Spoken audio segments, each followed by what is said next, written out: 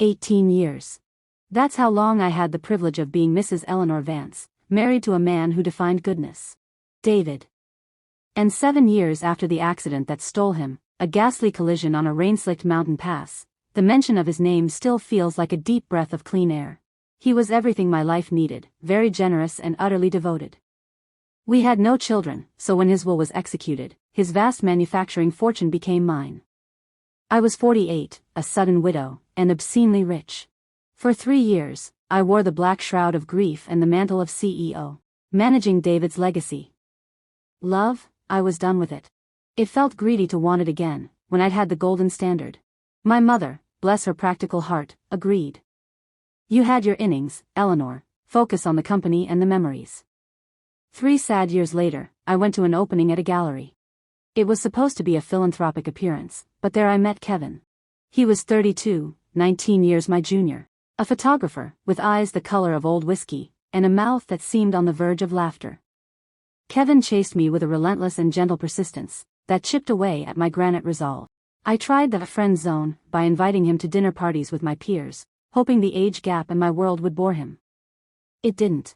He spoke so maturely and brilliantly too, and when he talked about me to people, I couldn't help the butterflies in my stomach and I fell, harder and faster than I'd fallen for David, which felt like a betrayal, until I rationalized it as a surrender to life's final unexpected kindness.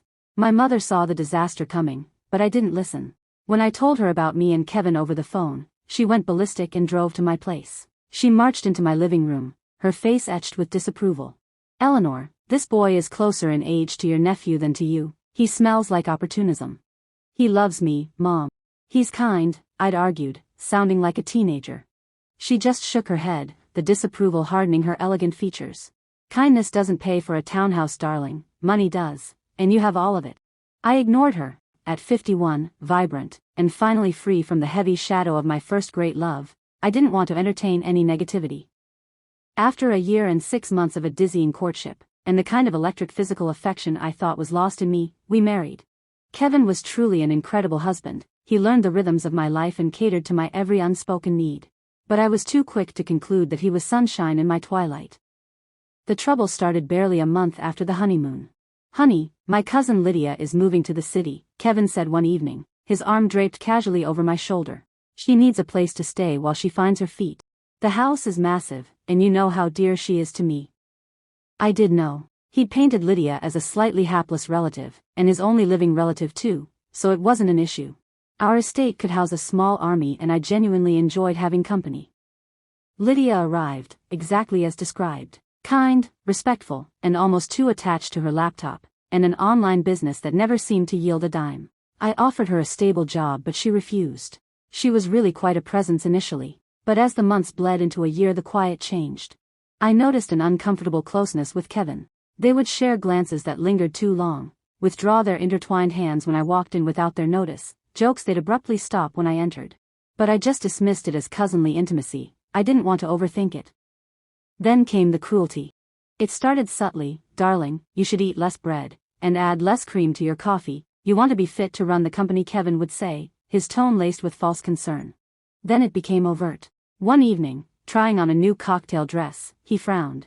It's pulling a bit across the middle. Maybe the black flare dress tonight? Lydia, always standing nearby, would chime in with a soft, insidious voice. Oh, Kevin, don't be rude. She looks wonderful, a bit of weight never hurt anyone. That comment felt like a knife twist in my chest. The low-level emotional chipping became constant, and started to affect me physically, but I ignored it. Then we clocked 2 years into the marriage and still no sign of pregnancy. Though David and I didn't have any, we were still medically fit to. So I dared to hope I would conceive in my new marriage. Kevin, however, seemed unconcerned, so he didn't bother me initially. But still insisted we went for checkups. Shockingly, my diagnosis came as hormonal imbalance, brought on by stress, and the doctor ordered rest, but I ignored him. I just willed the diagnosis away. I had a company to run, a legacy to maintain, but the strain started to fray the marriage. Kevin's coldness grew and I couldn't bear to lose this love too, even if it was tainted. I thought, don't be selfish, Eleanor, give him what he needs. So I started working from home, and because Kevin had joined the company after our wedding, proving himself competent, or so I thought, I did the ultimate surrender. I granted him access to my confidential files, and gave him higher executive power, Everything I did because I trusted him, but it was the foundation of my grave. I was alone one afternoon, reviewing an acquisition file, when my phone vibrated with a text from an unknown number. Go to the Gilded Fork, 7 p.m. tonight. Do not tell anyone you are coming. You do not know your enemy. This is to save all your fortune. My first instinct was panic and deletion. It had to be a scam. I thought about showing Kevin, but something stopped me. I couldn't explain why there was a quiet warning in my gut that said go see for yourself. Plus the mention of my fortune, so blunt and specific, pricked the needle of paranoia that had been growing these past few days. So by 6:30 p.m., I dressed into a jean and sweater, grabbed my coat and drove off. I walked in and dialed the number. As I looked around, when I saw a woman sitting near the corner signaling me over. She looked to be in her late 20s with a nervous smile on her face.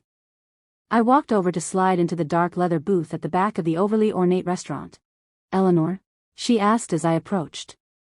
"Yes," I said slowly. "Do I know you?" She shook her head. "No, but I know you. My name is Ella. My husband asked me to reach out to you." I frowned. "Why? What's this about?" Her hands twisted together nervously on the table. "I don't know how else to say this, so I'll just be honest. It's about your husband. He's not who you think he is." The words caught me off guard. "I'm sorry." "Please," she said gently, "just hear me out. My husband is friends with your husband. He told me some things you need to know." I sat back, confused and uneasy. "What are you talking about?" She leaned in and whispered. "Kevin married you for your money and he's trying to render you bankrupt." The words landed like a physical blow. I scoffed at "That's absurd. Kevin is devoted." "He's devoted to your bank account, Eleanor," she hissed. I didn't appreciate the bluntness, yet it seemed rooted in a dreadful truth. "Look, my husband would usually mind his business, and especially wouldn't intentionally break a bro code, even though he's been trying to talk Kevin out of that lifestyle for years, but he just wants to help you," Ella told me calmly. "Kevin discusses you with them condescendingly. He calls you the golden goose. You don't want to know what he says about you in their private group chat." I felt the blood drain from my face as she continued. "You already signed over 7% of your shares to him without knowing. He hid it in the paperwork you signed after he joined the board. And that's just the beginning. He's preparing the final document now, the one that will transfer everything you own to him. That's all the information my husband has for now because they are no longer friends and he has exited the group." Then the final poisoned arrow landed. "Also, Lydia isn't his cousin, she's his girlfriend. They picked you out, Eleanor, stalked you, and played a long con to access your wealth." I stared at her, the luxurious restaurant fading into a hazy backdrop of betrayal. My lungs constricted. "Why? Why tell me this?" Ella's eyes softened. 5 years ago, when my husband was still in military, I went into premature labor on the side of the highway. You pulled over, drove me to the hospital, paid the bills and still left me a lot of money with the doctors, but I never saw you again. So when I saw your anniversary photo on my husband's phone, I told him it was you that helped me and he decided to return the favor." She gripped my now cold hands fiercely. "Please, Eleanor, you must handle this smartly." I just nodded, and for a long moment, all I heard was the low hum of the restaurant. The shock had me frozen in place. When I arrived home, Kevin and Lydia were watching television. I looked at the man I married, the man who kissed me that morning, and saw only a thief and a traitor. The next day I called a discreet contact, a former head of security for David's company, and arranged for the silent installation of microcameras in key areas of the house, focusing on the master suite and Lydia's guest room. Then I bought 2 tickets to a classical music concert and waited for the following Friday. "Darling, I got us tickets. You and Lydia should go," I said, putting on my best sickly exhausted expression. "I feel awful, a terrible stomach flu is coming on, I just need to sleep." He resisted slightly, but the allure of a night out with his mistress under my unsuspecting nose was too strong. They left, dressed impeccably. My security contact, pretending to be a late-night delivery man, was already positioned nearby. Few days later, I told them I was traveling, but I just wanted to give them privacy. So I booked a hotel, from where I watched the camera feed like a hawk, waiting for confirmation of what I'd been told. Then I saw it. My husband and his supposed cousin undress, and entwine themselves in the bed I shared with him. There was no sound, only the damning visuals. The evidence was already concrete. The next step was to understand the scope of the conspiracy. I needed to know the plan, the timing, and who else was involved. I hired a tech guru to clone Kevin's phone, using a link disguised as a corporate security update. Kevin clicked it, of course, the entire contents of his phone started flowing to the phone I got. That's where I found the rest of the pieces. The vulgar and affectionate texts between him and Lydia, and the blueprint of their exit strategy. I also found the group chat Ella spoke about, and realized that this wasn't a one-off scam. It was a business, a cold enterprise of exploiting wealthy lonely women by him and 2 of his friends, that I've never heard about. In their private inboxes, I found the brutal history that Kevin had done this twice before. And most importantly, I discovered the chat with his accomplice who was drafting the final document. I became a nocturnal creature. I meticulously checked the cloned phone every midnight, ensuring I only read messages Kevin had already opened. Then came the golden message from Kevin to the solicitor. Ready to print the final copies. Just review the legal description of the assets one last time. I want 2 copies ready by Monday. I had less than 72 hours. So I immediately contacted my own team. Using the asset list provided in Kevin's draft, we drafted a counter document that was a mirror image. My document, identical in font, style, and structure, transferred everything Kevin owned to me. Most satisfyingly, the precious small apartment and the condo he had inherited from his own mother. From that day on, I started acting increasingly frail. I would moan, moving slower, delegating more and pretending to be utterly dependent on him. It didn't take long for him to strike. One evening after work, he walked into our room with 2 files. "Hey," he said softly, "can you sign this real quick? It's just a small adjustment for the new investor. I will be returning it to the office immediately." "Sure, bring it here, my love," I said, my voice sounding weak. Also, I had previously turned the dim bedside lamp on, so we both won't see. I'm sure he thought it was in his favor. As he handed me the folder, I asked, "Can you get me some water, please? I need to take my pills." He nodded and left for the kitchen. The moment he was gone, I slipped out the counter document I had prepared, and replaced his. When he returned, we both signed. He left the room with one, after keeping one in the cupboard for me. His eyes danced, thinking he had one. I sat there trying to hide my smile as the door clicked shut behind Kevin. He didn't come back home after that day, and I didn't call him. On Thursday morning, I was having breakfast when the chaos began. Kevin, convinced the final document had transferred everything to him, wanted the keys to my kingdom now. First, I received a frantic call from my CFO about Kevin causing a nuisance. Then a lawyer came to say Kevin was claiming the house as his sole property, citing the document I had signed and demanding I vacate within 7 days. Then I got ready and proceeded to the company, after calling my legal team to meet me there. We met Kevin there with his smug solicitor. "Eleanor, this is finished," Kevin announced, slamming the thick document onto the mahogany table. "Everything is mine now." "Kevin? Are you quite certain you hold the document you intended to sign?"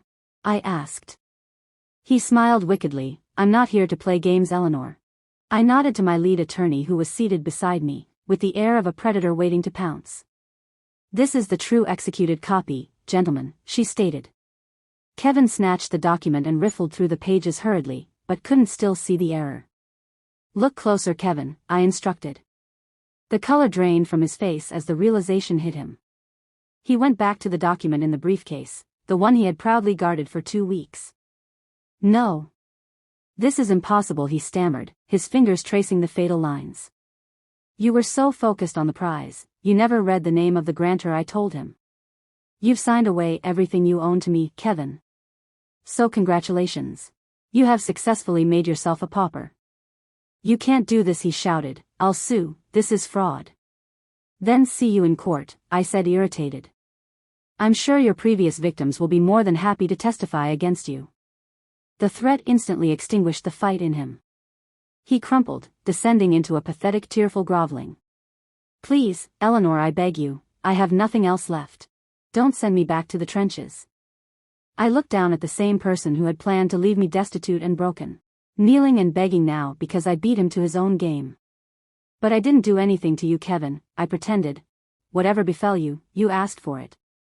He scrambled forward, trying to grab my hand, but I pulled my hand away. "I am done with you, Kevin," I said in a final note. "If I ever see you anywhere close to me, you will find yourself in jail."